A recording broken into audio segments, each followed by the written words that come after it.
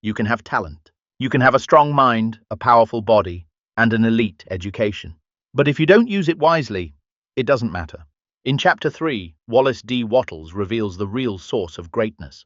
Not ability, but wisdom. This one hits deep. Let's go. The source of power.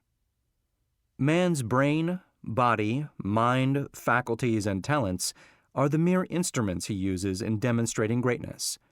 In themselves, they do not make him great. A man may have a large brain and a good mind, strong faculties and brilliant talents, and yet he is not a great man unless he uses all these in a great way. That quality which enables man to use his abilities in a great way makes him great. And to that quality we give the name of wisdom. Wisdom is the essential basis of greatness. Wisdom is the power to perceive the best ends to aim at, and the best means for reaching those ends. It is the power to perceive the right thing to do. The man who is wise enough to know the right thing to do, who is good enough to wish to do only the right thing, and who is able and strong enough to do the right thing, is a truly great man. He will instantly become marked as a personality of power in any community, and men will delight to do him honor. Wisdom is dependent upon knowledge. Where there is complete ignorance, there can be no wisdom, no knowledge of the right thing to do.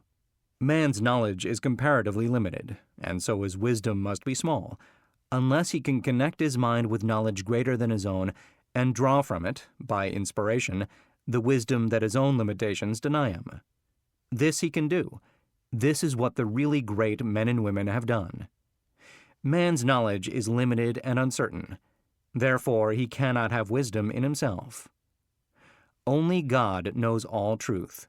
Therefore, only God can have real wisdom or the right thing to do at all times, and man can receive wisdom from God. I proceed to give an illustration. Abraham Lincoln had limited education, but he had the power to perceive truth. In Lincoln, we see preeminently apparent the fact that real wisdom consists in knowing the right thing to do at all times and under all circumstances, in having the will to do the right thing, and in having talent and ability enough to be competent and able to do the right thing.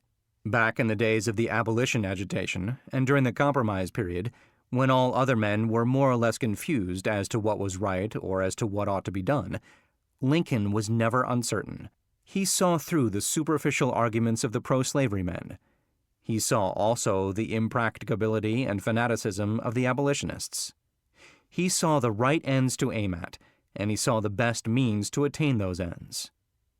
It was because men recognized that he perceived truth and knew the right thing to do that they made him president. Any man who develops the power to perceive truth, and who can show that he always knows the right thing to do, and that he can be trusted to do the right thing, will be honored and advanced. The whole world is looking eagerly for such men. When Lincoln became president, he was surrounded by a multitude of so-called able advisers, hardly any two of whom were agreed. At times, they were all opposed to his policies. At times, almost the whole North was opposed to what he proposed to do. But he saw the truth when others were misled by appearances. His judgment was seldom or never wrong. He was at once the ablest statesman and the best soldier of the period. Where did he, a comparatively unlearned man, get this wisdom?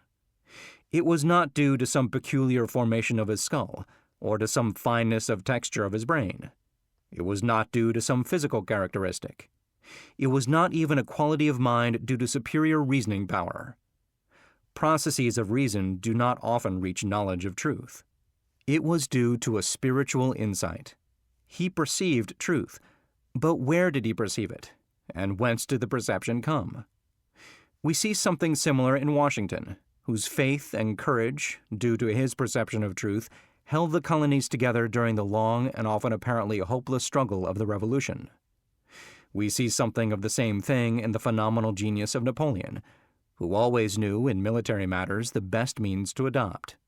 We see that the greatness of Napoleon was in nature rather than in Napoleon, and we discover back of Washington and Lincoln something greater than either Washington or Lincoln. We see the same thing in all great men and women.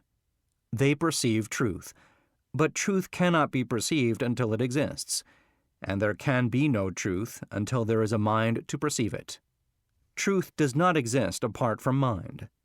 Washington and Lincoln were in touch and communication with a mind that knew all knowledge and contained all truth. The same is true of all who manifest wisdom. Wisdom is obtained by reading the mind of God. Wallace D. Wattles goes straight to the source in this chapter. Wisdom is the root of all greatness. It's not your IQ, it's not your skill set. You can have power, talent, and knowledge, but without wisdom, you're just a loaded weapon with no aim.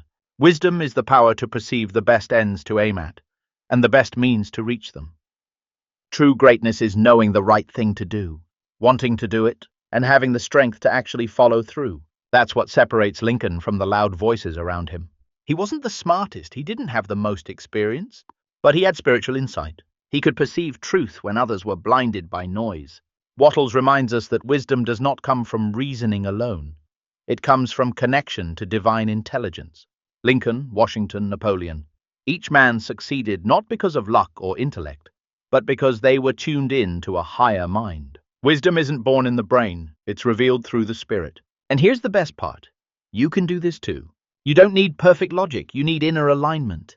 You need to read the mind of God and act on what you know is right. The world is starving for men and women who walk in this kind of power, who don't flinch under pressure, who know what's right and lead by it. You want to be great? Start there. Your mind is powerful, but without wisdom, it's just noise. Align with truth. Perceive the right thing, then do it, with heart, strength, and clarity. Greatness is waiting for the man who's aligned with wisdom. If this message hit you, subscribe now, and don't miss the next chapter. Comment below, what does wisdom mean to you? You have access to something deeper than intellect. Use it, walk in it, lead with it.